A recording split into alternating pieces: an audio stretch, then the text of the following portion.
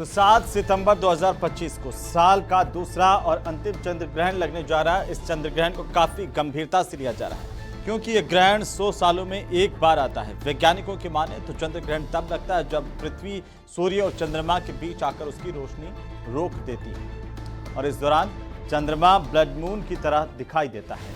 चंद्र ग्रहण पर क्या करना चाहिए, क्या इस दौरान के नियम जिनका पालन करना चाहिए, ये सब कुछ इस रिपोर्ट में देखिए।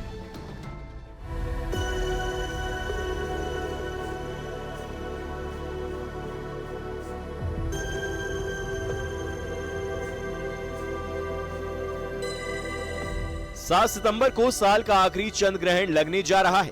यह पूर्ण चंद्र ग्रहण होगा जो भारत में दिखाई देगा।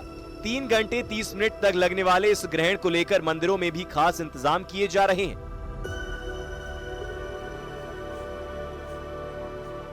चंद्र ग्रहण 7 सितंबर को लग रहा है जो 2025 का आखिरी चंद्र ग्रहण होगा, जिसके मद्देनजर राम मंदिर में भी ठीक दोपहर 12 बजे आरती पूजन के बाद भगवान के कपाट राम भक्तों के लिए बंद कर दिए जाएंगे। अयोध्या भगवान राम की नगरी की बात करें तो यहाँ भी तैयारी पूरी है।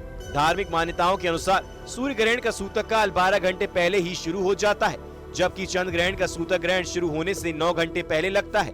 यानी चंद्र ग्रहण और सूर्य ग्रहण के सूतक काल में 3 घंटे का अंतर होता है।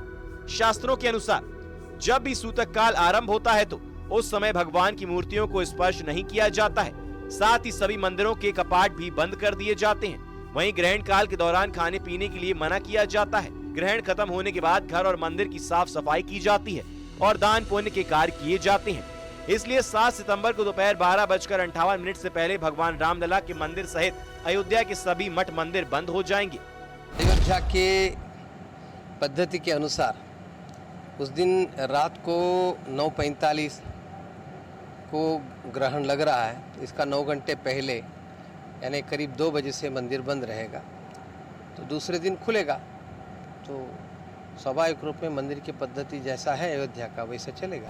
चंद्र ग्रहण के समय शास्त्रों में कुछ सावधानियां भी रखने की बात कही गई है, जैसे घर के अंदर रहें और ग्रहण को ना देखें। नुकीली वस्तुओं, कैंची, चाकू और सुई जैसी चीजों का इस्तेमाल करने से बचें। गर्भवती महिलाओं को ग्रहण काल के दौरान सोना नहीं चाहिए।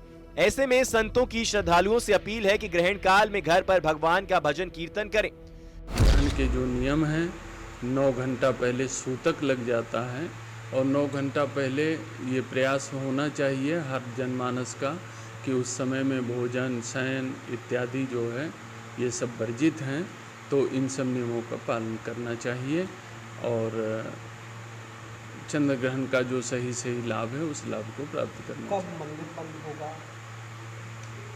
जो ग्रहण का काल होता है उस ग्रहण के काल में जो है वो जप, तप, मंत्र का ध्यान, स्नान ये सब जो है वो 10 गुना फलदायी होते हैं। उधर वाराणसी में भी चंद्र ग्रहण को लेकर विशेष व्यवस्था की गई है।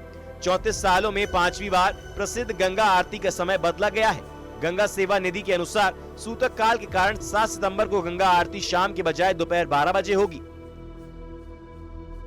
सूतक काल शुरू होने से पहले आरती पूरी कर ली जाएगी। यह बदलाव धार्मिक परंपराओं के पालन में किया जा रहा है, क्योंकि सूतक में धार्मिक आयोजन नहीं होते।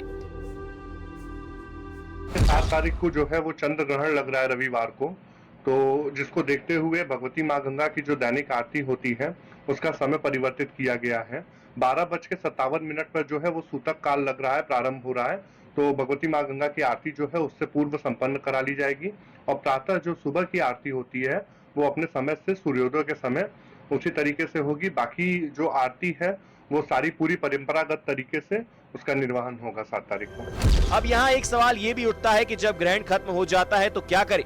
शास्त्रों में इसके लिए भी उपाय बताए गए हैं। मान्यता है कि ग्रहण काल खत्म होने के बाद गंगा जल युक्त पानी से स्नान करें, कपड़े धोएं और घर को साफ करें। जरूरतमंदों को दान और भोजन का दान करें। भगवान का नाम का जाप और प्रार्थना करें। भारत में यह ग्रहण दिखाई दे रहा है, इसलिए इसका सूतक भी माना जाएगा। ग्रहण काल का सूतक 9 घंटे पूर्व चंद्र ग्रहण का लग जाता है, तो मध्याह्न 12:58 पर सूतक आरंभ होगा। इसलिए मंदिर के सारे कपाट बंद कर दिए जाएंगे। रात्रि में 11:05 से लेके 12:05 पर उस समय ये ग्रहण काल अपने चरम पर होगा। 7 सितंबर का चंद्र ग्रहण एक खगोलीय घटना के साथ साथ आध्यात्मिक साधना का मौका भी है। इस दौरान आप घर पर रहकर भगवान का स्मरण करें और ग्रहण समाप्त होने के बाद धार्मिक कार्य करें। Bureau report, news 18।